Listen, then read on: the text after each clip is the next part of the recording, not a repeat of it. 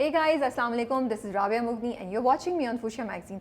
आज हमारे पास drama cup में बहुत स्पेशल गेस्ट हैं और पहले भी आ चुकी हैं, लेकिन पहले उनसे गुफ्तगू की थी फ़रा ने। इस बार मेरी बारी है।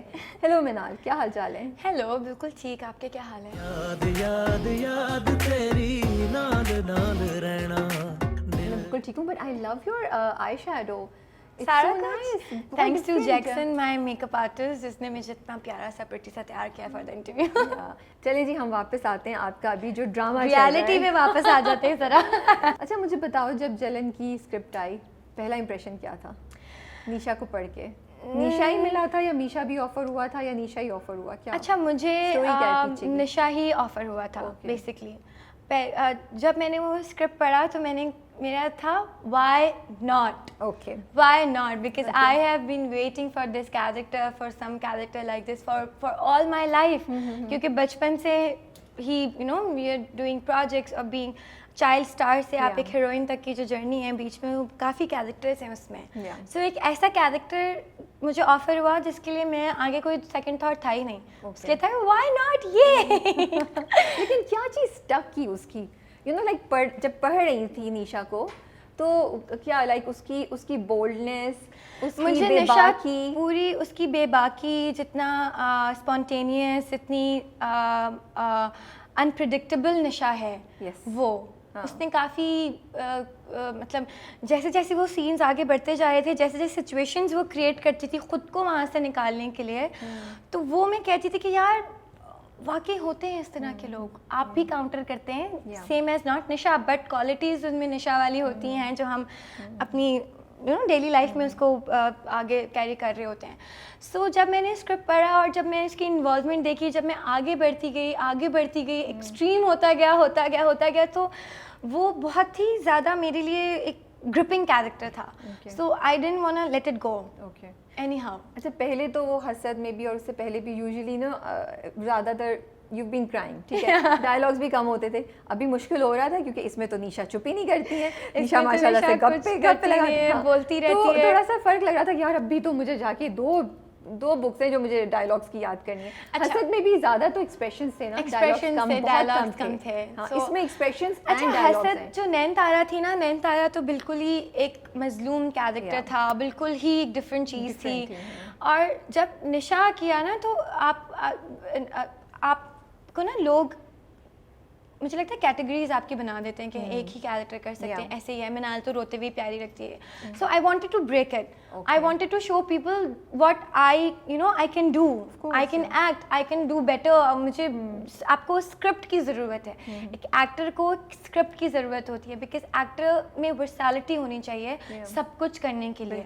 तो व्हाई नॉट कि आप अपने, ज़रूरी नहीं है कि आप रोती धोती बनती रहें, ज़रूरी है कि आप उस कंफर्ट जोन में से बाहर हैं और डू समथिंग वेरी डिफरेंट जो कि आपको भी करने में मज़ा आया। सो जब मैं निशा के सेट पे जाती थी तो मेरी व्हेन आई वाज प्लेइंग नैन तारा हसद में, मैं घर जाती थी बहुत डाउन, बहुत डिप्रेस्ड, बहुत डाउन, पुफी आइज और ऑलवेज सैड, बिकॉज सिर्फ उसी वक्त हम कैरेक्टर प्ले नहीं करते जब हम स्क्रिप्ट रीड कर रहे होते हैं। जब हम एक सेट पे जाते हैं तो हम गाड़ी से उतर के ही उस कैरेक्टर में ही जाते हैं ताकि हम पूरा दिन उसमें रहें और अपना काम बेहतर कर सकें।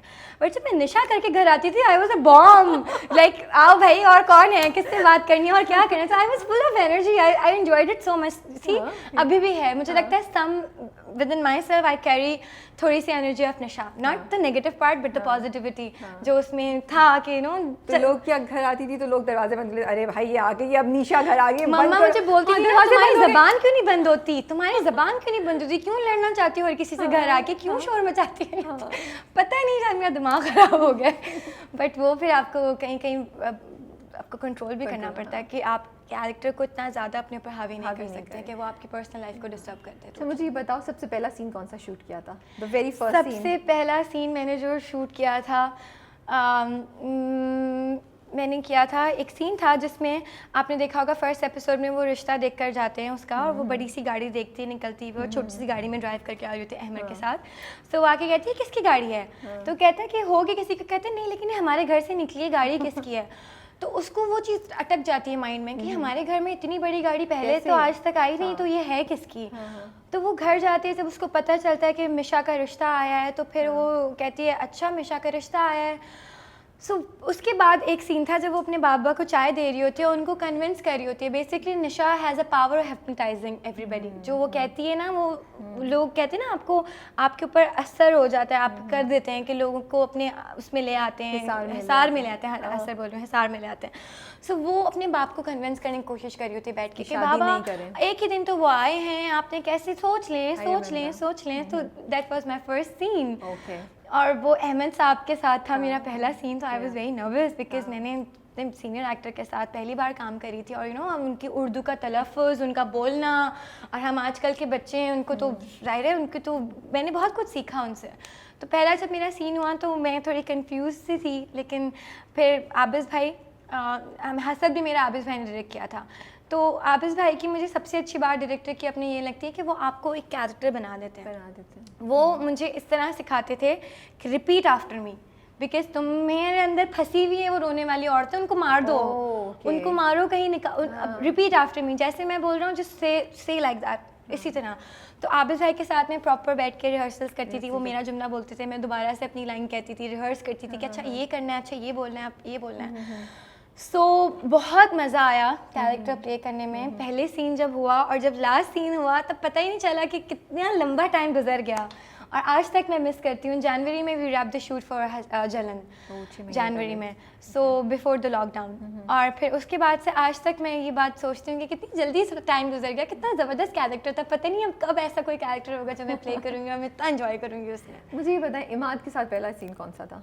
सो जब मुझे पता चला कि इमाद इरफानी प्रोजेक्ट कर रहे हैं और उनका चीख आप सबको पता है वो गुजरा था, और शयान ने जो टेक ओवर किया हुआ था हमारा पूरा ड्रामा प्लॉट सारा कुछ, शयान. सो जब मैंने वो कैरेक्टर किया मैंने कहा oh my god, I am playing opposite to Emmad इरफानी.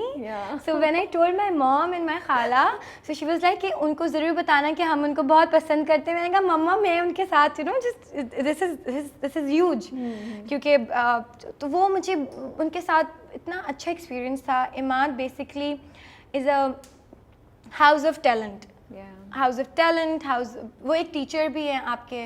वो आपको पूरा गाइड भी करते हैं, वो आपको बताते भी हैं. और वो जिस तरह से कैरेक्टर्स को आपने उनको देखा होगा, आपने भी उनका इंटरव्यू किया है, तो वो जितनी डिटेल में जाते हैं कैरेक्टर्स की.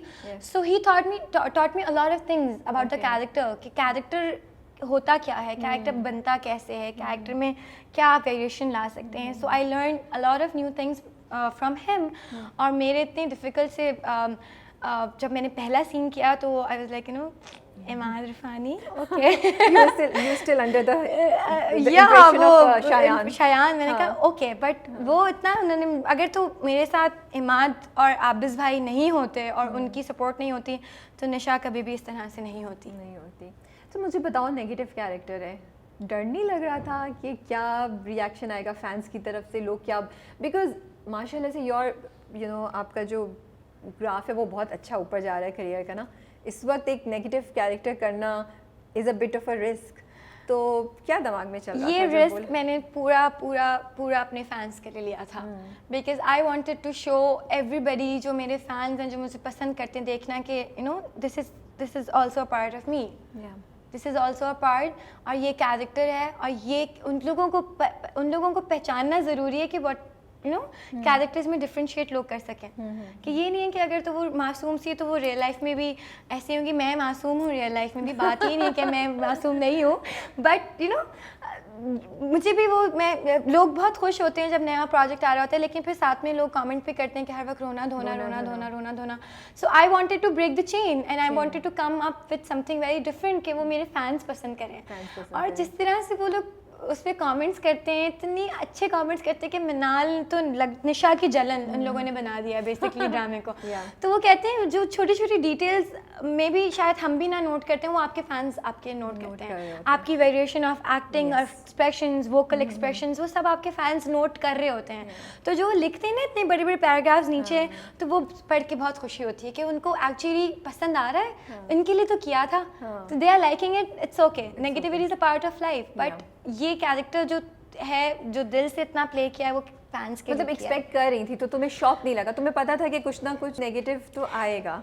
अगर मैं ये बोलूँगी कि मैं एक्सपेक्ट नहीं कर रही थी तो मैं एक झूठ बोलूँगी कैमरा में, लेकिन मैंने बिल्कुल एक्सपेक्ट किया था, बिकॉज द स्टोरी आप लोगों को पता है और आप लोग को हमारा माशरा भी पता है।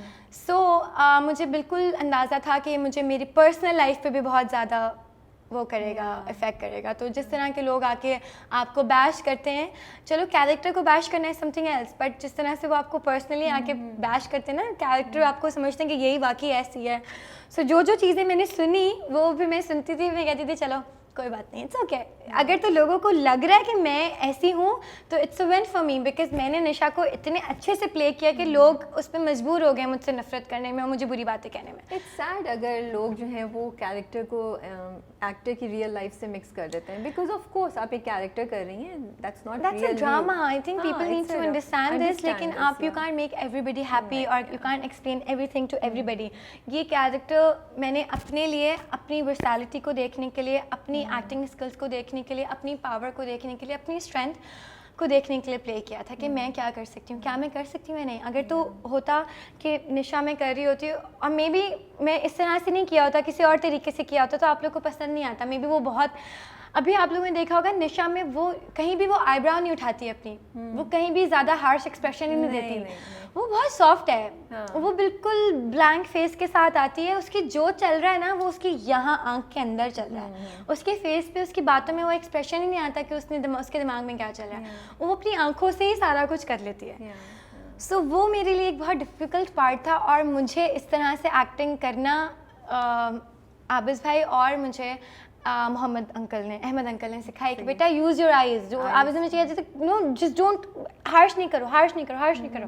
बिकॉज मैं भी पहली बार करी थी, मैं भी बहुत डरी हुई थी क्योंकि एक कैरेक्टर है जो कि पूरा पहले एपिसोड से प्लॉट को लेके चल रहा है और वो लास्ट तक लेके चल रहा है, तो it's a big responsibility on me कि मैं लोगों को बिठा सकूँ टीवी के आगे। और वो एक जगह मैंने बिठाया हुआ है, मैं जीत गई हूँ, मैं तो बिठाया हुआ है, तो मैं तो बड़ा खुश हूँ कि लोग बैठ के मेरा इंतज़ार करते हैं। मैं जाती हूँ उनके घरों में रात को 8 बजे और निशा 9 बजे तक वहाँ होती है और फिर निशा के बारे में सोचते रहते हैं अच्छा। ये तो वो जो पोनी वाला सीन है, जो ऐसे वाला कितनी बार किया गया है, कितनी यार बार मैं वो भी आई जस्ट लव इट। वो ऐसे जो क्या ना, लाइक हल्का सा इट टचेस हिज नोज और फेस ना, ऐसा नहीं वो एकदम से वो यूं रह जाता है, एकदम से आ जाता है। और इमाद का भी वो जो आईब्रो उठाता है और वो एकदम से इमाद भी यूं रह जाते कि इसने ये किया है अभी। वो कैरेक्टर ना इमाद असफंदियार ऐसे रह जाता है, असफंदियार से रह जाता है कि ये कर गई है मेरे साथ। और he is like shocked but he also likes it, he is liking it. क्योंकि निशा इज लाइक तो मैं जा रही हूँ, तो यू फिगर इट आउट। मैंने आपको ट्रेलर दिखाया है, पूरी फिल्म अभी बाकी है, मुझे अंदाजा हो गया है फिल्म का। उसकी जो बैक एंड स्टोरी थी अबाउट दैट सीन, वो हमारा पहला सीन था, इमाद मेरा पहला सीन था असफंदियार के साथ, वेरी क्लोज, निशा असफंदियार का। सो वो मेरे लिए मुझे लगता है कि अभी तक का वो बहुत ज़्यादा मुश्किल सीन था, प्लेइंग फ्रंट ऑफ इमाद इरफानी। और वो एक इतना सारा, और फिर आपने देखा है कि जब आप एक सीन कर रहे होते हैं ना तो आपको पूरा विजन यहाँ चल रहा होता है बैक एंड में। सो एक विजन आपके डायरेक्टर का होता है, एक एक्टर का होता है। मेरा और आबिज़ भाई का मिलके वो निकला बीच में। तो उन्होंने जिस तरह से मुझे एक्सप्लेन किया, क्योंकि ज़ाहिर है he can't be very open, वो बेचारे मुझसे कह रहे थे कि मैं किस तरह तुम्हें समझाऊँ कि तुम्हें करना क्या है।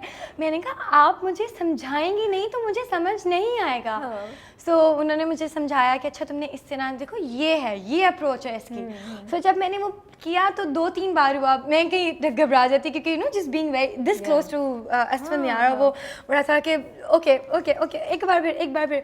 तो मैं बड़ी मज़े से, इमाद अगर सपोर्टिव नहीं होते, अगर मुझे होता कि इमाद थोड़ा अनकम्फर्टेबल हो रहे हैं, मैं अनकम्फर्टेबल हो रही हूँ, तो वो सीन इतना अच्छा नहीं निकल पाता। But we both really enjoyed the scene और वो हमारी केमिस्ट्री ऑन स्क्रीन आप लोगों को नजर आई। कितनी बार की थी? आई थिंक 3 से 4 बार की, बिकॉज वो इतना कम मार्जिन होता है, कभी फोकस का, कभी डीफोकस का, कभी वो सही नहीं आ रहा, because I had to do it थोड़ा डिफरेंटली कि बाल भी हिलाने थे और एक्सप्रेशन भी फर्क करना था कि वो तो मेरी चीज़ थी, ये मेरा क्या, ये मैंने बनाया क्या, ये मैंने निशा को बनाया है। Okay. कि जो निशा की छोटी छोटी चीज़ें हैं ना, ये जो घूमना फिरना और कहीं कुछ कर देना, कभी कुछ करना, कभी अपनी चेन को खेलना, कभी कुछ करना, तो वो ये छोटी छोटी कैरेक्टर में चीज़ें मैंने रखी कैसे हैं। क्रिएट की, क्या सोचा जब तुमने कि मैं ये ऐसा करूं, क्यों किया? जैसे क्योंकि chain को मैं छूना, समझती एक वो हूँ- बहुत करती है ऐसे करके ना, हाँ, ऐसे करके यूं भी बहुत करती है। हाँ, उसका ये तस्वीर है, को देख के हाँ, और कि पिक्चर वो को देख कुछ के या- सोचती है। हाँ, कुछ सोचती वो है, कुछ सोचती हाँ, है। तो ये कैसे तुमने जेस्चर क्रिएट वो किया था? हर पर्सन को रिप्लेस कर देती है खुद से, ओह, जो उसके सामने होता है ना उसको रिप्लेस कर देती है, और वो फिर वो उसी को एंजॉय कर रही होती है। उसके माइंड में ये होता है कि यार अगर मैं इसकी जगह होती तो फिर कितना एंजॉय कर रही होती, कितना मजा कर रही होती। निशा जो है वो लोगों को मार के अपने आप को देखते हुए ये अच्छा, एंजॉय कर रही होती है। ये अच्छा, हाँ, वो इस तरह से करती है। आपने वो जैसे उसके सामने से कोई जाता है, सो वो एकदम से उसके चेहरे पे अलग ही खुशी होती है, वो उसके दिमाग चेहरे पे एक अलग से रिलैक्स होती है, वो अपनी बॉडी स्ट्रेच करती है, वो अपनी बॉडी ट्विर्ल करती है, वो अपने साथ वो 5 सेकंड का मोमेंट एंजॉय करती है। जब मैं पहली मीटिंग पे अपने डायरेक्टर के साथ गई थी तो उन्होंने मुझे बताया कि हर क्लोज के बाद यू हैव 10 सेकंड्स उसमें ऐड करो कुछ, ओके, ठीक है, दिखना चाहिए, ताकि कैरेक्टर्स को पता ना हो कि निशा क्या है, ऑडियंस को पता हो कि निशा क्या है। ऑडियंस को बताना ज़रूरी है, कैरेक्टर से हिडन रखना। तो जैसे somebody would go out of the frame, I had my 10 seconds to perform Nisha, to perform the evil side of Nisha, किसी के सामने नहीं, alone in the scene, alone in the frame. So I decided कि कुछ होना चाहिए, कुछ होना चाहिए, तो वो आहिस्ता आहिस्ता बिल्डअप कैरेक्टर पूरा वो हो गया, तो दैट इज़ निशा। अच्छा, मुझे ये बताओ कि सबसे अच्छा कमेंट कौन सा पड़ा है अभी तक निशा के बारे में जब से ड्रामा शुरू हुआ है, और सबसे बुरा कमेंट जो पढ़ के थोड़ा अफसोस हुआ? आई नो नेगेटिविटी आप एक्सपेक्ट तो कर रही थी, बट सबसे अच्छा कमेंट जो था वो मेरी राइटर की तरफ से था। उनका मैंने एक comment out of nowhere मैंने पढ़ा, सिद्रा सहर ने कहीं कमेंट किया है, because I was not following her on Instagram और एनी सोशल मीडिया प्लेटफॉर्म्स। तो मैंने जब उनका कमेंट पढ़ा, being you know the comment coming from a writer जिसने लिखा है, तो उन्होंने नीचे ये लिखा हुआ था कि मुझे लगता है कि निशा का कैरेक्टर मैंने तहरीर ही आपके लिए किया था, कि ये मिनाल का ही, मिनाल से बेहतर ये नहीं कर पाता कोई। So, जब मैंने वो पढ़ा तो you know it made me really happy कि एक्चुअली उसकी जितनी एक्सपेक्टेशंस थी इस कैरेक्टर से, जब वो लिखते हैं इतनी मेहनत से कैरेक्टर, इतनी डिटेल में जाते हैं उस कैरेक्टर की, तो एक एक्टर के ऊपर बड़ी रिस्पॉन्सिबिलिटी होती है कि वो पूरा करे। So I did that, I was so happy to read that comment. बाकी बुरा कमेंट मैंने ये पढ़ा था because you know I have a sister too, Aiman, और they are not like Misha and Nisha, they are Aiman and Minal. So लोगों को लगता है कि क्या पता मैं और एमन भी ऐसे ही हैं, तो ऐसे नहीं है, we are completely opposite, we are complete, जैसे निशा मिशा हैं वो लोग बिल्कुल अलग हैं एक दूसरे से, लेकिन एमन और मिनाल जो है ना वो एक ही मिरर है, आगे पीछे से सेम साइड है दोनों की। सो मुझे ये होता है कि लोग फिर क्या सोच के कमेंट करते हैं, तो उधर दायरे मेरा बहनोई भी है। सो आप पहचान समझ रखती हैं मुझे किस तरह के कमेंट्स मिलते होंगे, लाइक यू नो आप भी इसी तरह करती होंगी मुनीब के साथ, और एमन को तो चाहिए कि मुनीब को छुपा के, लेकिन कहती हूँ भाई वो मेरा बहनोई है और मैं निशा नहीं हूँ, मैं मिनाल हूँ, तो ऐसा कुछ नहीं है। सो बस फिर ये बुराइयाँ तो आपको पता है, अच्छाइयाँ कमी होती हैं, बुराइयाँ ज़्यादा होती हैं, बट अच्छाइयाँ इतनी अच्छी होती हैं कि बुराइयाँ फेल ही नहीं होती। लेकिन आपको थोड़ा सा बस मतलब यू वर एक्सपेक्टिंग कि नेगेटिविटी आएगी, लेकिन आप क्या विश करती हैं लोग जो नेगेटिव कमेंट, ये तो पर्सनल कमेंट है ना, ठीक है, जो लोग ड्रामे से खुश नहीं हैं, बहुत से लोग कह रहे हैं कि ये कॉन्सेप्ट ऐसा है जिसको नहीं बनाना चाहिए था, इस कॉन्सेप्ट में हमारी ड्रामे नहीं बनने चाहिए, हमें आगे बढ़ना चाहिए, लेकिन आप क्या विश करती हैं कि ये सब बातें लोग अच्छे तरीके से बोलते, जिस तरीके से बोला जा रहा है? आपका इस पे क्या व्यू? आपको लगता है या आपको लगता है जिस तरीके से बोल रहे हैं वो सही है? देखिए मैं तो इस चीज़ को बिल्कुल भी वो नहीं कर सकती कि बिल्कुल सही बात है जो हमारे ड्रामे में दिखाया जा रहा है, लेकिन in the end it's just a drama, it's just a drama, एक ड्रामा है, एक स्टोरी है, एक माइंड में एक स्टोरी बनाई गई, उसको फिर स्क्रिप्ट पे लिखा गया, फिर कैरेक्टर्स लेके उनको बताया गया कि आपने ये करना, फिर ये ड्रामा बना।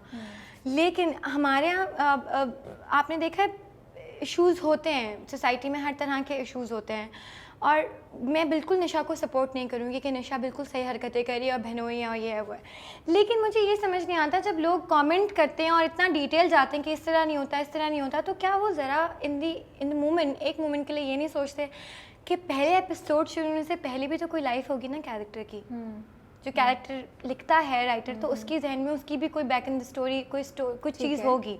सो निशा जो है वो it's about jealousy, it's not the jealousy of sisters, you know, दोनों बहनों की आपस में जेलसी नहीं है। उसको जेलेसी सबसे है, सबसे वो सबसे उसको सब चीज़ों से मसला है, उसको हर चीज़ बेस्ट चाहिए उसको, क्योंकि उसके माइंड में ये चीज़ें फीड की गई, हर चीज़ शुरू उसको माइंड में फीड की गई कि ये अच्छा, ऐसा होना चाहिए, ऐसा होना चाहिए, ऐसा होना चाहिए। अब बहुत से हमारे ड्रामाज बनते हैं, आपने देखा होगा, दो बहनों पर होता है तो वो ये दिखाते हैं कि एक ये करिए और एक वो करिए, एक ये करिए एक वो करिए। फॉर मी मैं निशा को इस तरह से एक्सप्लेन करूँगी कि she is not normal. Nisha is not normal. Nisha प्यारी सी लड़की है। हमारे यहाँ क्या होता है, प्यारी लड़की है, अच्छा बोलती है, पढ़ी लिखी है, कपड़े अच्छे पहनती है, बात अच्छे से करती है, लुक्स अच्छे, शी इज़ परफेक्ट। लेकिन उसकी यहाँ जो है वो तो किसी को पता ही नहीं है। अब आगे आगे जब आप लोग देखेंगे तो आप लोग को समझ आएगा कि निशा का प्रॉब्लम क्या है। बिकॉज हमेशा उसने कोशिश की है कि उसको बेस्ट चीज़ मिले लाइफ में। अब इस तरह के ड्रामास को मैं बिल्कुल देखें, मैं सपोर्ट ये तो नहीं कह सकती कि हाँ ये कॉन्सेप्ट बहुत अच्छा है कि आप लोग ये दिखा रहे हैं, लेकिन ये कॉन्सेप्ट के पीछे जो चीज़ है, जो छोटी सी चीज़ है, वो तो आप लोगों ने देखी ही नहीं कि वो है क्या। वो बेसिकली ये है कि निशा को एक साइकोलॉजिकल प्रॉब्लम है, उसे हर चीज़ अच्छी से अच्छी चाहिए, बेहतर से बेहतरीन चाहिए। उसको जब मुझे कैरेक्टर अप्रोच किया गया था तब मुझे भी बहुत मसला था कि ना ये एक स्टोरी है बहनों की, बहन कैसे कर सकती है बहनों के साथ, ये कैसे पॉसिबल है, ये कैसे हो सकता है। बट मुझे पता चला था वो तो उसको तो एक SRD, it's a disease, sibling rivalry disorder, ये इशू है एक बहुत बड़ा, मेंटली हमारे यहाँ लोगों में है, और हर घर की बात नहीं है, लोगों में होगा, लोग जाहिर नहीं करते। अब छोटे बहन भाई हैं, बचपन से बड़े होते हैं। अब आगे ये जो क्या हमारा जलन ड्रामा है, इसके आगे के एपिसोड्स में ये चीज़ बिल्कुल मेंशन की गई है कि आई कहाँ से है, ये यहाँ से नहीं आई है। बहनोई तो 5वें एपिसोड में आए, उससे तो अहमर से पहले से मसला है, उससे तो अहमर के पहले दिन से मसला है। आपने पहले एपिसोड में सीन देखा होगा, दोनों ऑनलाइन ऑर्डर करती हैं कपड़े, दोनों के कपड़े आते हैं, तो आपने वहाँ से क्या, वहाँ तो लड़का तो नहीं था ना, उसको क्या था कि उसको वो चीज़ चाहिए जो मिशा के पास है। उसको अपनी चीज़ से कोई फ़र्क नहीं पड़ता कि उसकी चीज़ कितनी अच्छी है, क्या है, उसको वो चाहिए जो उसके पास है। बिकॉज़ उसकी निशा एक बड़ी बहन है और एक छोटी बहन है। घरों में छोटी बड़ी बहनें होती हैं तो हमेशा ये सिखाया जाता है, बहन भाइयों में, बहनें नहीं बहन भाइयों में, चलो छोटी है दे दो, चलो छोटी है मान लो, चलो छोटी है ले जाओ, चलो छोटी है करने दो, चलो छोटी है सुन लो, चलो ज़िद कर रही है छोटी है। आप लोग छोटा छोटा बोल के तो उसको कर देते हैं कि चलो सही है, इट्स ओके। लेकिन बड़े होके वो ही चीज़ उसको कितना एक्सट्रीम ले जा सकती है कि वो सारे रिश्ते, रिलीजन, सारे प्यार मोहब्बत सब भूल के वो उसमें चली जाती है कि मुझे अच्छा चाहिए, इसके पास क्यों अच्छा है, मेरे पास क्यों नहीं है। उससे कोई फ़र्क नहीं पड़ता कि वो उसका मियाँ है। सो बेसिकली हम सब जो मुझे बात समझ आई वो ये कि हमने जलन को थोड़ा सा गलत लिया है। एक साइकोलॉजिकल इशू है उस लड़की का। दो चीज़ें मुझे बड़ी इंटरेस्ट लगी जो आपने बोली हैं, जो आई वांट टू हाईलाइट। एक चीज़ ये कि आपने बोला सिर्फ उसको बहन से नहीं, उसको जनरली हर चीज़ जो अच्छी लगती है ज़िंदगी में, दुनिया में, उसको वो चाहिए। ये तो उसका तो ये बहन वाला जलन जो एस्पेक्ट है थोड़ा सा वो कम हो जाता है, जिसको लोग समझ रहे हैं। तो एक ये अगेन यू हाईलाइटेड कि वो पहले से करी थी। सेकंड मुझे बड़ी अच्छी लगी आपकी बात कि वो जो हम बचपन में चीज़ें करते हैं वो दिमाग पे असर करती है, माँ बाप नहीं सोचते। अब आगे भी उनके पेरेंट्स का मैं पूरा प्लॉट तो कहानी का रिवील नहीं कर सकती, वो आप लोगों को देखना पड़ेगा। बट मैं आपको ये बता सकती हूँ कि ये चीज़ आप लोगों को बिल्कुल समझ आएगी कि उसका इशू क्या है। उसका यहाँ से इशू है, उसको ये इशू नहीं है कि असफंद यार उसको चाहिए, उसको ये इशू है कि उसको सब चीज़ें चाहिए और वो उसके लिए कुछ भी कर सकती है। सो मुझे मिनाल ये बताएं कि आपको लगता है कि आगे जाके ड्रामा ये क्लियर कर देगा, ये आप जब आप बैक पे सोच रही स्टोरी, बिकॉज मुझे तो आपने बहुत क्लियरली ये बात समझाई। देखिए हमारे कुछ फ्लैशबैक सीन्स हैं, हमारे कुछ फ्लैशबैक सीन्स हैं, वो बिल्कुल आए हैं। और वो जिस तरह से कहानी, देखिए ड्रामा है ना, डायरेक्टर को भी तो कहीं ना कहीं खेलना पड़ता है ना एडिटिंग में। तो वो जब आप आगे आगे देखेंगे ना, कहीं कहीं वो फिर जब वो चीज़ एक्सट्रीम पे जा रही होगी ना, तब वो फिर आपको आके बताएगा वो सीन कि ये क्या था। उनके हमारे जो छोटी बहनें भी हमारे साथ ड्रामे में होती थी, मिशा निशा का बचपन भी दिखाया गया है बाप के साथ, तो उसमें भी आपको पता चलेगा कि ये तो बचपन से ही इशू है, ये अभी लड़के के आने के बाद नहीं हुआ कि उसने अहमर और असफन यार को देखा।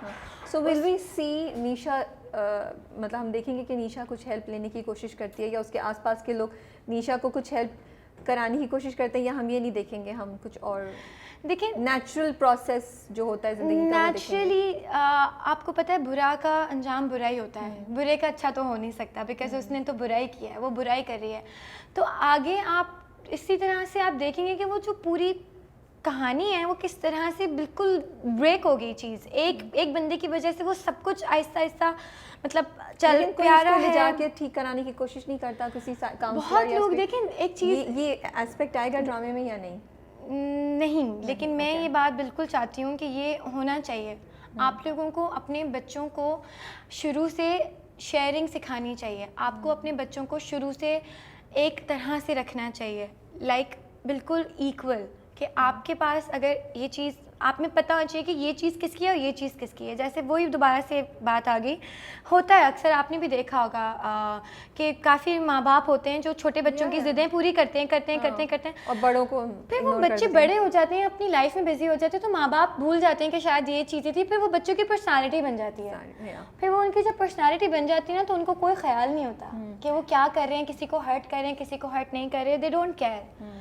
और मुझे लगता है कि ये माँ बाप का बहुत बड़ा पार्ट है कि अपने बच्चे को आप ऑब्जर्व करें। सो आपको लग रहा है कि आपके ख्याल में हमने क्यों इस चीज़ को गलत समझा है, हम रिव्यूअर्स ने, हम ऑडियंसेस ने, हम ये बात क्यों नहीं समझ सके जो आप are we too quick to जज, हम ये कर रहे हैं, हम जलन को फेयर चांस नहीं दे रहे हैं? Is that what's happening? मुझे लग रहा है, देखिए मैं सबके अपने अपने व्यूज़ होते हैं ऑन द थिंग्स कि आप किस चीज़ को क्रिटिसाइज़ कर रहे हैं और किस चीज़ को नहीं कर रहे हैं, क्या चीज़ आपको अच्छी लगी, क्या चीज़ आपको बुरी लगी। I can't make everybody love it, I can't make everybody like it, I can't explain it to everyone कि इसमें क्या है। बट अगर आप डिटेल्स में जा रहे हैं और आपको लगता है कि ये टिपिकल सी स्टोरी है, तो इट्स नॉट, बिकॉज आगे तो आपको पता ही नहीं है। अभी तो असफन यार और निशा का ट्रैक ही अब शुरू हुआ है बेसिकली, अब जो लास्ट एपिसोड हमारा गया है उसके आगे तो आप उसकी वो डिज़ायर्स आर नेवर एंडिंग। तो क्या वो असफन यार से बेहतर मिलेगा तो छोड़ देगी उसको? ये तो आपको आगे से पता चलेगा। आपने एक डायलॉग तो देखा होगा, ये लास्ट एपिसोड का ही था कि मामा कहती हैं कि मीनू बहुत साबिर बच्ची है, जो भी चीज़ हो सबर शुगर से ले लेती है, लेकिन एक निशा है जिसको हर चीज़ बेहतर से बेहतरीन चाहिए। सो निशा तो खुद नहीं डिसाइड कर पा रही कि उसके लिए बेहतरीन क्या है, तो व्यूअर्स कैसे डिसाइड कर सकते हैं? So you know it's a plot of the story कि आपको आगे आगे जाके पता चलेगा कि उसकी डिज़ायर्स क्या है। बट निशा को माफ़ी मिल जानी चाहिए एंड में। देखिए, बुराई करेगा जो दिल दुखाएगा उसको तो बिल्कुल माफ़ी वही बंदा कर सकता है जिसका उसने दिल दुखाया हो। बट पता नहीं आगे उसको चांस मिलेगा अपनी बहन से माफ़ी मांगने का, नहीं। मे बी उससे फ़र्क ही नहीं पड़ता होगा, maybe she doesn't care, maybe she doesn't. असफन यार, आपका क्या ख्याल है, मीशा को असफन यार को माफ़ कर देना चाहिए इवेंचुअली या नहीं? असफन यार माफ़ी मांगेगा या नहीं? देखें ताली एक हाथ से तो बचती नहीं है, अब तो दोनों हाथों से बजना शुरू हो गई है। सो वो एक उसका है, वो उसका पार्ट है। देखो, मैं आपको यही बताया ना कि jealousy is the disease. Jealousy आपको रिश्ते भुला देती है, रिलीजन भुला देती है, दोस्तियाँ भुला देती है, मोहब्बतें भुला देती है, नफ़रत भुला देती है। जेलसी सबसे ऊपर चली जाती है जब इंसान रिवेंज के चक्कर में आ जाता है, जब इंसान सेल्फलेस हो जाता है, जब इंसान केयरलेस हो जाता है। तो Nisha is selfless, she doesn't care कि उसको उसका बाप क्या कहाँ है, माँ क्या कर रही है। उसके दिमाग में एक चीज़ भर दी गई है शुरू से कि निशा को बेहतरीन चाहिए, और उसको किसने भरी है ये चीज़ उसके माइंड में? उसके घर वालों ने, उसके एम्बियंस ने, उसके आसपास लोगों ने। अब वो उसके लिए चीज़ बुरी बन गई है, अब वो बहुत अकेली भी फील करती है समटाइम्स। क्योंकि आप लोगों ने ड्रामे में देखा होगा कहीं ऐसे सीन्स हैं जहाँ हर किसी से वो बदतमीज़ी करके अचानक से अकेली बैठी होती है। अकेले में भी जब इंसान अकेला होगा, जब आप उसकी एक पर्सनालिटी ऐसे और उसको कोई बात करने के लिए उसके सामने कोई है ही नहीं, कोई उससे बात ही नहीं करना चाहता, कोई उससे उसकी बिहेवियर की वजह से, उसका बिहेवियर भी तो आप लोगों की वजह से ना, you guys are still not talking to her, तो वो तो और ज़्यादा पॉइजनस होती जाएगी अंदर से।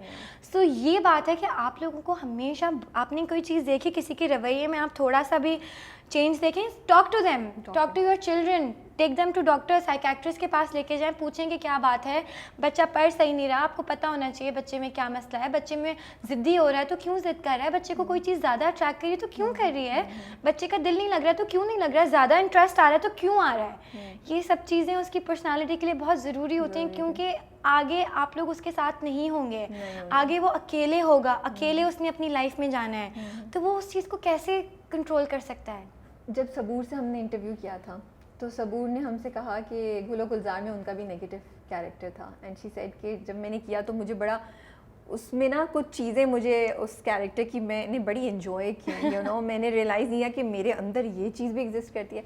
निशा करते हुए कुछ ऐसा एक्सपीरियंस हुआ था, कुछ निशा की बोल्डनेस, कुछ चीज़ मिलाल ने रियलाइज़ किया कि ओह ये जर्म्स तो मुझे भी कहीं कहीं नज़र आ रहे हैं, कुछ है उसका अपने आप को अपने आप में कॉन्फिडेंस में भी। देखिए गुलो गुलजार से आपको सबूर याद है, तो इसका मतलब सबूर ने बड़ा अच्छा कैरेक्टर वो किया था। It was a negative character.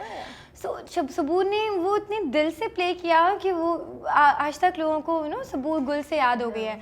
Second, अब जो ये चीज़ है मैंने जो एंजॉय किया, सबूर ने अपनी सारी प्लेजर्स, मैंने जो एंजॉय किया वो गिल्टी प्लेजर्स से, बिकॉज मैंने कभी नहीं किया था। मैंने कभी नहीं किया था कि मुझे इस तरह से मौका मिलेगा, इस तरह से अदाएं दिखाऊंगी कैमरे में, मज़े करूँगी, थोड़ा एंजॉय करूँगी, अब कैरेक्टर को अपनी तरह से प्ले कर सकती हूँ। सो मैंने गिल्टी प्लेजर्स बहुत ज़्यादा एंजॉय किए और मैंने फिर अपने आप को भी एक्सप्लोर किया कि अच्छा तो ये भी होता है, अच्छा तो फिर ये भी है, अच्छा ये भी ठीक है। तो मैं ऐसी अदा भी दे सकती हूँ, मैं ऐसे भी तो अच्छा ये वैसे तो मैं बड़ी अदाएं मैं ऐसी भी दे देती हूँ, मजाक कर रही हूँ। लेकिन हाँ गिल्टी प्लेजर्स मैंने बहुत ज़्यादा एंजॉय किए, you know being able to work with such handsome pretty faces आपके साथ, आपको बड़ा मज़ा आता है कि आप एक अच्छे इंसान के साथ काम कर रहे हैं और जिस कैरेक्टर है तो जस्ट एक कैरेक्टर प्ले कर रहे हैं उस इंसान के साथ। सो अरीबा के साथ कैसा था काम करना? अरीबा के साथ मेरा बहुत अच्छा था। अरीबा एक्चुअली बड़ी इनोसेंट है और बड़ी गपशप लगाती है बहुत ज़्यादा। अरीबा में हमारे तो कैरेक्टर्स बड़े डिफरेंट थे आप, लेकिन हम ओवरऑल सेट पे बड़ा मज़ा करते थे, साथ में एंजॉय करते थे, चीज़ें खत्म हो जाती थी तुम लोग आप लोगों की। हाँ लेकिन मैं ज़्यादा उसको कोशिश करती थी कि अरीबा अपने कैरेक्टर में थोड़ी रहे, क्योंकि मुझे भी बड़ी आबिद भाई से डांट पड़ती रही बिकॉज आई नहीं हूँ आबिद भाई। सो अब उसके साथ अरीबा मुझे बहुत चीज़ें सिखाती थी कि स्ट्रेट बैठो, because she was a model ना, शी न्यू एवरीथिंग। सो उसने मुझे कहा तुम सीधी बैठा करो कैमरे के आगे, तुम इस तरह, बिकॉज इस तरह की चीज़ें आपको हर कोई नहीं बताता। तो ओनली फ्यू पीपल, फिर मैं उसको भी बड़ा हेल्प करती थी। शी वॉज न्यू एक्टिंग में, तो हमें आपस में हम बहुत एंजॉय करके काम करते थे। अहमद बेचारे का क्या कसूर है यार? अहमद का क्या कसूर है? क्यों कर रही हो अहमद के साथ? मुझे लगता है अहमद के साथ ना कभी कभी सही होता है, इतना वो जाके उसको इरिटेट करता है निशा को कि मेरा भी यही ख्याल है, क्या करे उसका गले दबा दे। मैं अगर हूँ ना मिनाल और अगर अहमद जैसा बंदा मेरे सामने हो तो मैं तो उसको सच में बोलूँ कि भाई तेरा मसला क्या है, तो आज ये बता, इतना क्यों इतनी जा रही है तब भी पूछ रहा है क्यों गई हो भाई, वापस आ गया तब भी, और रोन दो पता नहीं सॉरी। लेकिन इस तरह के लोग हैं बिल्कुल, और इस तरह के फिर ब्रेकअप्स भी होते हैं, इस तरह की चीज़ें भी ख़राब होती हैं। यही होता है सोसाइटी, यही हमारी सोसाइटी में है। और यही हमने कोशिश की दिखाने की कि एक ही ड्रामे में 4 अलग कैरेक्टर्स हैं हमारे पास। अब आप देखेंगे 4 अलग किस्म के लोग हैं और वो एक ही घर में रह रहे हैं और एक ही स्टोरी में हैं, तो इस तरह आपके घरों में कितने होंगे आगे पीछे। इतना इंटेंस ड्रामा देखने की जरूरत है, आदत नहीं है ना, लेकिन हमारे इतना दुख, इतना दुख और इतनी नेगेटिविटी हमें देखने की ज़रूरत है। देखिए अगर तो आप उसे नेगेटिविटी पे ले रहे हैं तो फिर आपको ज़रूरत नहीं है, आप ना देखें। लेकिन अगर आप ऐसे ड्रामा देख रहे हैं तो फिर आप क्यों नहीं देख रहे? क्योंकि it's just a drama, it's just a drama and we made this drama for you, to entertain you. हम इसमें ये नहीं दिखा सकते कि ये नहीं कर सकते कि आप इससे सीख लें कुछ। We not teaching you something, still we are teaching you one thing, कि आगे तो देखें कि बुरा ये शुरू की एपिसोड्स पे यू कांट जज अ पूरा ड्रामा, बिकॉज हम लोग बीइंग एन एक्टर, बीइंग जिस डायरेक्टर और हमारे जो भी क्रू होता है, जो सारे कास्ट में लोग होते हैं, वो सिर्फ 4 एपिसोड के रिव्यूज़ के लिए ड्रामा नहीं बनाते हैं। हम लोग बहुत मेहनत करते हैं, 20 एपिसोड्स होते हैं और आप 4 ही एपिसोड में उसको रिव्यू करके डब्बे में डाल देते हैं और उसको कहते हैं कि जी ये पैथेटिक ड्रामा है, ये पैथेटिक स्क्रिप्ट है, ये बुरी चीज़ है, ये ऐसे दिखा रहे सोसाइटी में। उसके आगे भी तो कुछ है, 5-6 एपिसोड में भी तो आपको नई चीज़ें रिवील होंगी, आपको पता चलेगा कि अगर तो निशा ने ऐसा किया, अगर सोसाइटी में हमारी लड़कियां इस तरह करती हैं तो उनके साथ आगे देखते हैं आपकी इस तरह से वो ऐसा भी हो सकता है। अब आपको नहीं पता निशा के साथ आगे क्या होगा, और आपको नहीं पता कि बहुत सारी निशाएं जो बैठी हुई हैं उनके साथ क्या हुआ।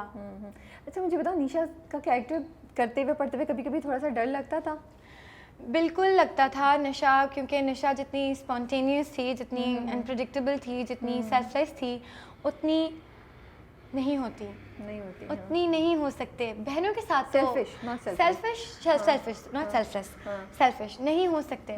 आप हो सकते हैं लेकिन एक हद तक हो सकते हैं, लेकिन वो एक एक्सट्रीम है। तो फिर बात यहाँ आ जाती कि निशा का तो मसला ही साइकोलॉजिकल है, निशा तो यहाँ से थोड़ी सी उसका कुछ है यहाँ मसला, वो एक नॉर्मल बहन नहीं है, वो बहन का रिश्ता बचपन में कहीं छोड़ के आ चुकी है शायद अभी मुझे भी नहीं पता कि वो क्या है, क्या वाकई नहीं छोड़ा, क्या वो मोहब्बत करती है मिशा से, लेकिन अभी तक जो मैंने उसको विजुअलाइज किया था वो ये था कि वो भूल चुकी है, वो सब कुछ भूल चुकी है, उसको बस ये कहा कि उसको क्या फ़र्क पड़ता है।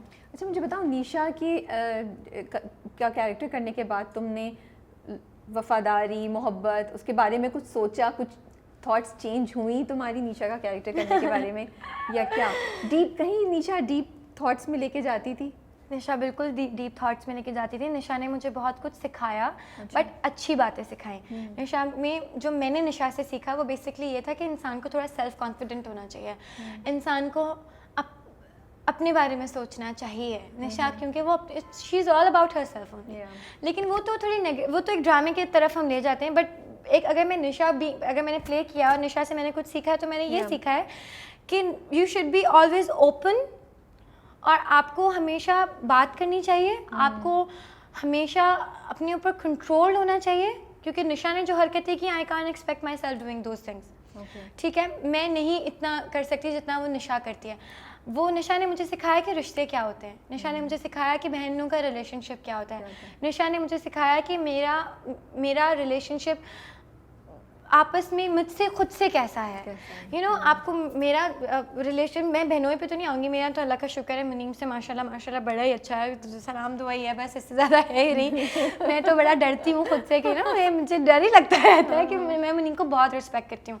तो मुझे कल मैं I was talking to my cousin, तो आई वाज सेइंग कि शायद दुनिया में कोई भी इंसानियत से मुझे डर लगता है, मुनीब से लगता है। अच्छा सीरियसली? मैं उसकी रिस्पेक्ट करती हूँ, मैं उसकी रिस्पेक्ट बहुत ज़्यादा करती हूँ, तो मुझे लगता है कि कभी मेरी कोई बुरी चीज़ उसके सामने ना आए, मेरी बुराई कभी उसके सामने कुछ ना आए, कि उसका पॉइंट, उसका जो देखने का तरीका है मुझसे मिलने का, जो वो रिस्पेक्ट मुझे करता है, I don't want to lose that. Okay, so I am very careful, क्योंकि वो मैंने बड़ी चीज़ें सीखी कि क्या हो सकता है, क्या एक्सट्रीम पॉइंट्स जा सकते हैं। वही बात है कि मैं जलन को देख के मैं ये चीज़ें सीख रही हूँ कि आप छोटी बातें, कुछ छोटी मोटी चीज़ें आपको ज़िंदगी में लगता है व्हाट्स द बिग डील, लेकिन एक्चुअली वो छोटी चीज़ें बहुत बड़ी चीज़ें बन जाती हैं, अपनी बहनों के लिए बन जाती हैं, और कहाँ लिमिट्स आपको पता ही नहीं चलता, लिमिट्स क्रॉस हो जाती है। मैं तो आजकल जलन से ये सीख रही हूँ, स्पेशली लास्ट वाली एपिसोड से, क्योंकि वो इनोसेंस में भी इधर निशा तो जानबूझ के कर रही है, लेकिन बहन की इनोसेंस है ना, बहन की इनोसेंस है ना। और नहीं, और देखिए निशा को तो नहीं पता कि ये सब, वो तो अपनी बहन को कह रही है तुम मेरे कपड़े भी पहन लो, सब तुम कुछ चले भेज रहा हो डिनर पे। आपने देखा था निशा के शादी का जोड़ा पहन के खड़ी हो गई थी उससे पहले ही। कौन, मतलब ये बहुत बड़ा दिल होता है ना बहनों का। सो लेकिन हमें अपनी बाउंड्रीज, मुझे लगता है इस ड्रामे ने मुझे ये सिखा रहा है कि ये बाउंड्रीज और लिमिट्स अपनी रखनी है, क्योंकि पता नहीं है कि वो बाउंड्रीज कब ब्लर हो जाए। तो मुझे लगता है जरूरी नहीं है कि निशा की तरह किसी की इंटेंशन हो, कभी अनइंटेंशनली भी हो सकता है।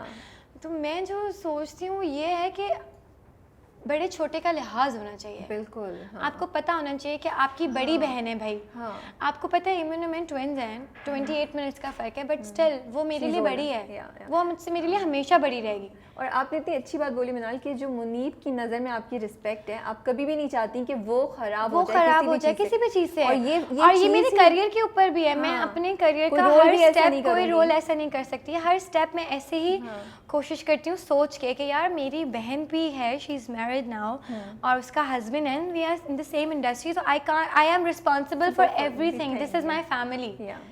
सी सो मुझे ये छोटी छोटी चीज़ें बड़ा मैं कोशिश करती हूँ कि ख्याल रखूँ, जो निशा ने नहीं रखा। सेट पे सबसे ज़्यादा टाइम कौन लगाता था तैयार होने में? सच अरीबा हबी, मैं कहूँगी अरीबा बहुत ज़्यादा टाइम लगाती थी तैयार होने में। और सबसे ज़्यादा खाता पीता कौन था? खाता पीता था यार, बस खाना कुछ आया ही है, इस शॉट के बाद खाना चाहिए। नहीं, मुझे नहीं लगता मेरे अलावा कोई इस तरह से होगा। तो मैं तो फूडी हूँ, मैं कोशिश मेरा तो बस मैं कुछ कहती हूँ कभी डोनट्स खा लूँ, कभी कुछ, बिकॉज आई ट्राई टू मैं डाइट बहुत ज़्यादा करती हूँ, पूरा हफ्ता करती हूँ, फिर एक दिन आता है जब मैं कहती हूँ सब खा लो। आज तो बस शुरू आँख खुलते ही मेरा जहन में डोनट्स होते हैं, मैं कहती हूँ आज तो ये खाना, आज तो ये खाना, आज तो ये खाना। Yeah, I think I love plain glazed. Yeah, I love plain glazed with a coffee, you know. Next time inshallah when you come, we'll arrange that. अच्छा मुझे बताओ, चाय कौन सबसे ज़्यादा पीता था? चाय कौन ज़्यादा पीता है? अच्छा हमारे सेट पे कोई फूडी था ही नहीं। इमाद आपको पता है, इज़ वेरी खाने पीने के मामले में वो थोड़ा सा कंट्रोल रहते हैं, वर्कआउट इतना ज़्यादा करते हैं। उनसे मैंने एक चीज़ बहुत ज़्यादा सीखी, बहुत ज़्यादा कोशिश की उस चीज़ को बिल्कुल कैरी कर सकूँ, वर्कआउट की आदत। वो मुझसे रोज़ पूछते थे डिड यू रन, कहती थी नो आई एम सॉरी मैंने आज, कहते थे डिड यू लर्न, वो मुझे रोज़ आना कहते थे तुमने कुछ किया, तुम्हें वर्कआउट किया, कहते नहीं मान मुझसे नहीं होता, कहते मैं करती हूँ, कहते आप कर सकते हैं, आप इमाद इरफानी है, मैं मुझसे नहीं होता वर्कआउट। सो फूडी हमारे सेट पे कोई भी नहीं, अरीबा भी नहीं खाती थी, मुझे भी कोई इतना ज़्यादा शौक नहीं था कि मैं मुझे पता है एक दिन खाऊंगी दूसरे दिन मोटा हो जाएगा फिर। सो आई ट्राइड कि मैं सबसे ज़्यादा टेक्स किसकी होती थी? रीटेक्स कौन करता था सबसे ज़्यादा? रीटेक्स हमारे यहाँ काफ़ी सारे एक्टर्स करते थे। Vinal cannot take the name. No, I will not take the name. You guys know it. अच्छा, मैं कोई रीटेक नहीं दी थी, अल्लाह का शुक्र है मेरे अंदर ना एक ये भी बड़ी होता है कि एक एक्टर को बड़ा कॉन्फिडेंस मिलता है खुद से कि उसको खुद का ये कितना ज़्यादा स्ट्रांग है, मेमोराइजेशन कितनी ज़्यादा अच्छी कर सकता है। सो मुझे ये होता है मैं जब भी कोई सीन पढ़ती हूँ तो I read it like story, कि एक स्टोरी चल रही है तो मुझे पता होता है कि ये डायलॉग्स हैं, तो मुझे कोई ज़्यादा टाइम नहीं लगता है स्क्रिप्ट रीडिंग में और परफॉर्म में, भूलती भी नहीं हूँ। तो दिस इज सबसे मुश्किल सीन कौन सा था करने के लिए जिसको तुमने सोचा यार इसको मैं कैसे करूँगी?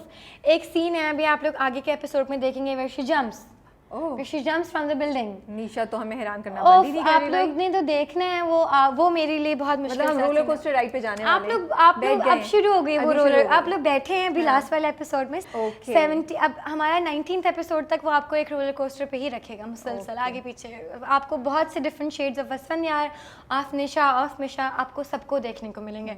और मुझे निशा में ही आप अपने ही 5 शेड्स हैं हमारी। आपको पता है फिल्म मेकिंग में टोटल 9 प्लॉट्स ऑफ एक्टिंग होते हैं और फिल्म मेकिंग ऑफ तो उसमें से जो एक एक्टर के जो 5 एक्टिंग पॉइंट्स हैं वो निशा में 5 हैं। ओके अच्छा, तो ट्रेन वाला क्या सीन, वो जंप वाला क्या सीन था? मैं आपको सीन नहीं बताऊंगी लेकिन वो मेरे लिए बड़ा मुश्किल था। वो पूरा प्रॉपर हमने बेल्ट्स पहन के और सारा कुछ करके और क्रोमा पे बड़ा ग्रैंड सा, बड़ा मजा आता था।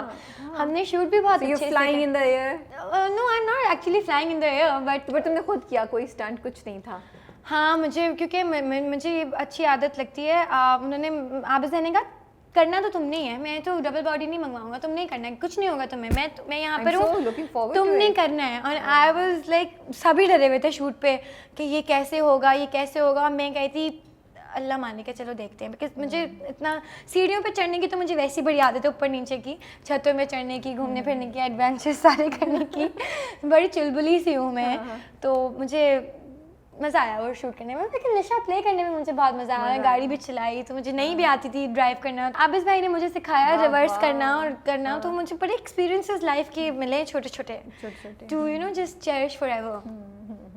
अच्छा, लोग जो भी बात बोलें जलन के बारे में, कितने भी नेगेटिव कमेंट्स बोलें या जो भी बैशिंग, एक बात तो कंफर्म्ड है that you are doing an amazing job. I mean it's the expressions जो आप दे रही हैं, वैरायटी ऑफ एक्सप्रेशंस जो आप दे रही हैं, that's like really you can't miss that.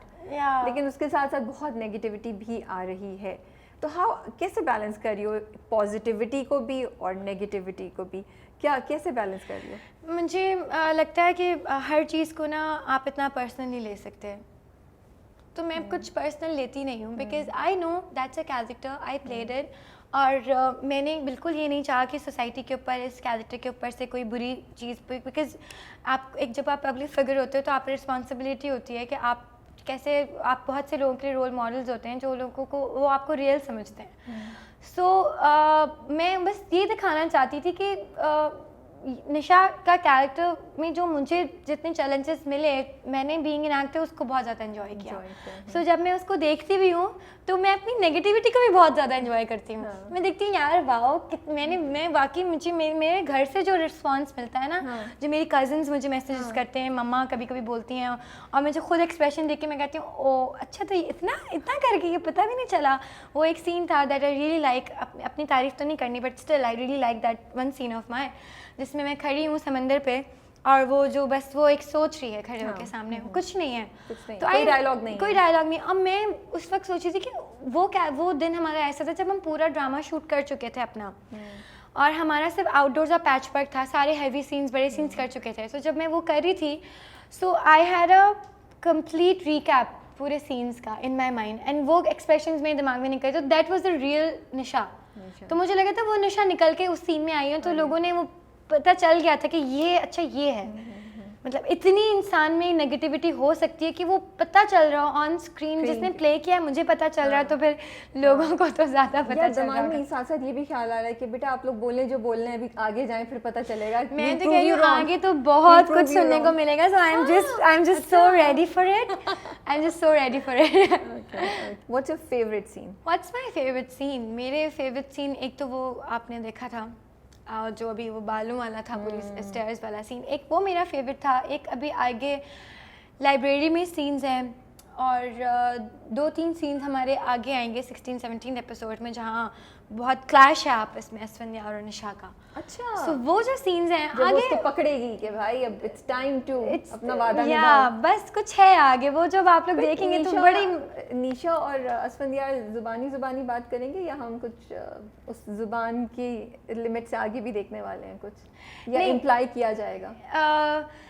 देखें वो तो मैं तो खुद जब एडिटेड सीन देखती हूँ तो मैं कहती हूँ अच्छा तो आबिस भाई ने ये सोच के इस तरह से सीन किया था, तो that's a total directors vision. मैंने तो वो सिर्फ सीन प्ले किया, आप उसको डायरेक्टर्स ही बनाते हैं सीन के, वो उसको आप कितना इंटीमेट दिखा सकते हैं। इमाद ने तो हमें हिंट दे दी है, जब हमने पूछा तो उन्होंने इमाद से हमने पूछा था कि इमाद के दिमाग में चीटिंग सिर्फ निशा को क्या कॉफ़ी ले जाने पे है, तो इमाद ने कहा नहीं, तो मैंने कहा इसका मतलब इससे ज़्यादा कुछ होगा, तो उन्होंने कहा हाँ, because he could only answer in yes and no. Yeah, so I think yes, there are a lot of Nisha will cross the limits. निशा की ज़िंदगी में कोई लिमिट है ही नहीं, उसकी लिमिट्स उसी तक ख़त्म होती हैं, उसके डिज़ायर पे ख़त्म होती हैं, और शी इज़ अनएबल। क्या असफंदियार उसको लिमिट्स करा सकता है, या वो असफंदियार भी अब उसके सामने बेबस हो गया है? अब मैं आपको कैसे बता दूँ ये सारी बातें? ये तो नहीं, ये तो आप अभी ड्रामा देखेंगे तो आपको पता चलेगा। मैंने आप कैसे करेंगे? मैं आपको पर्सनल बता दूंगी, लेकिन यहाँ कैमरे में बैठ के नहीं बताऊंगी। मुझे ऑफ स्क्रीन पता चलने वाली चीज़ें, इन लोगों को पता चलने वाली चीज़ें, आप लोगों को ड्रामा देख के पता चलेगा कि इतनी मेहनत किए, देखें जरा आहिस्ता आहिस्ता कि मिर्च मसाला जो है वो सिर्फ जुबानी रहेगा, या बहुत ज़्यादा सेवियर होने वाला है, वो बहुत ज़्यादा। मैं आपको बता रही हूँ ना, जब मैं वो करती थी और मैं थोड़े टाइम तक शॉक रहती थी कि did I really do that, ऐसा हो चुका है, क्योंकि ना जस्ट बीइंग, और वो इमाद के साथ करना शॉक इसलिए था because it was everything new, everything new, मैं पहली बार कही थी। और ऐसा भी नहीं कि मैं नेगेटिव कभी ज़िंदगी में किया है, ये तो नेगेटिव कभी अलग ही तरह से नेगेटिव है ना, कभी हेड है कभी, हाँ, तो पहला ही नेगेटिव मैंने ऐसा किया है, तो वो it was quite challenging for me. बाकी तो नेगेटिव आपने देखे हैं अक्सर ड्रामों में होते हैं कि रिवेंज होता है, बदतमीज़ होती हैं। निशा इज़ नॉट बदतमीज़, निशा बदतमीज़ नहीं है, निशा ज़बान चलाती है, उसकी बहुत लंबी ज़बान है, लेकिन वो अपनी ज़बान से कभी किसी को हर्ट नहीं करती, वो अपने एक्शन से लोगों को हर्ट करती है। थैंक यू सो मच मिनाल के इतने मज़े की गपशप लगी, हमने इतना एनालाइज किया, डाइसेक्ट किया निशा को, कि निशा अगर वाकई होती तो कहती छोड़ दो मेरा पीछा। अब ये नहीं पता चलेगा कि इट्स नॉट ओनली अबाउट बहनोई, इट्स not only about बहनोई, there's something else with Nisha. Yeah, there's much more complicated. Yeah. But thank you so much and बहुत शुक्रिया आपका कि आपने बड़ी सब्र और पेशेंटली मेरे सारे सवालों का पुटअप किया, उनका जवाब भी दिया, किसी को भी इधर उधर करने की कोशिश नहीं की। हाँ, मैंने कोशिश की कि जो आपका सवाल है उसको बिल्कुल तरीके से अच्छे से जवाब दूँ, और ताकि आपके सवाल पे, क्योंकि अक्सर ऐसा होता है इंटरव्यूज़ में भी आप अपनी बात क्लियर नहीं कर पा रहे होते, बिकॉज यू नो आप इतने ज़्यादा भूल जाते हैं कि क्या क्या चीज़ें। तो I just wanted to make it very clear कि वो आपके सवाल इतने अच्छे थे कि वो मुझे बड़ा मज़ा आया कॉन्वर्सेशन में, लगा ही नहीं कैमरा के आगे कॉन्वर्सेशन हम वाकई बहुत डीप कर रहे थे, और पीछे तो इशारा होता है बैटरी जा रही है, बस खत्म करें। अच्छा अभी बिकॉज आई लव व्हेन जब भी ड्रामों की बात हो रही होती है। But thank you so much and best of luck with your project and upcoming projects also, and we hope you keep smiling like this. Thank you so much, आपने मुझे यहाँ पर बुलाया एक और बार, और इस बार थोड़ा डिफरेंट सा टॉपिक था, और इस बार actually we were just talking about the ongoing things. So I really enjoyed it and I really like the thing कि आप लोग, मैं भी आप लोगों के फूशा के इंटरव्यूज़ देखती हूँ, so मुझे बड़ा अच्छा लगता है कि डिटेल एक ये interview is not about Minal Khan, that interview was about only Nisha. So this is only Nisha sitting in front of you on the chair and giving you an interview. जो लोगों को देखना है, जो लोगों को पता करना है, क्योंकि वो ड्रामे में कभी-कभी वो कैरेक्टर की साइकोलॉजी पूरी तरीके से नहीं समझ आती, जो यू नो जिससे आपने अभी इतनी चीज़ें बताई, जो ऑनेस्टली आगे जाके हमें समझ बट आता आई है। Like what you guys all are doing कि ये भी बहुत ज़रूरी है कि आप रिव्यू करें और आप लोग बताएं कि no there are better things going on in Pakistan. And I am so glad कि आप इतनी ब्रेवली और इतनी पॉजिटिवली ले रही हैं. Thank you so much. You're welcome. Take care. Bye guys. याद याद याद तेरी नाल नाल रहना